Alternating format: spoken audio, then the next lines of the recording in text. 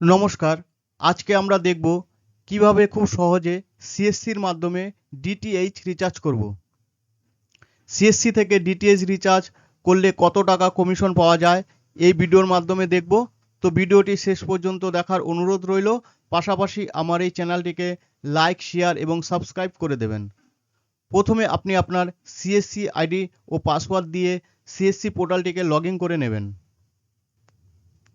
এটা হলো CSC dashboard. ওপরের দিকে অনেকগুলো অপশন দেখতে পাবেন। এখান থেকে আপনি ডিটিএইচ এই অপশনটার ওপর ক্লিক করবেন। এই টাইপের একটা ইন্টারফেস চলে আসবে। ডিটিএইচ রিচার্জ এই অপশনটার ওপর ক্লিক করলে আরও একটা ইন্টারফেস দেখতে পাবেন। এখানে আপনি বিভিন্ন সার্ভিস বা অপারেটরের নামগুলো দেখতে পাবেন, যেমন Airtel DTH, dish TV, Sun Direct TV, fix plan, Tata pay, DTH.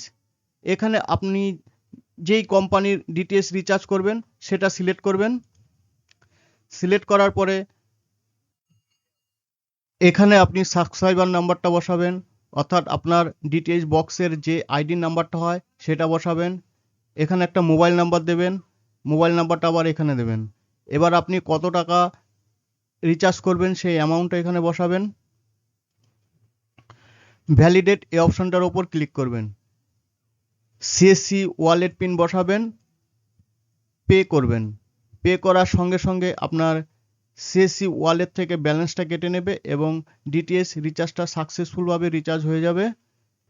এইবার আপনি পেমেন্ট রিসিপ্টটা ডাউনলোড করে নেবেন। পেমেন্ট রিসিপ্টটা দেখতে এরকম হবে। এই রিসিপ্টটা প্রিন্ট করে আপনি আপনার কাস্টমারকে দিয়ে দেবেন।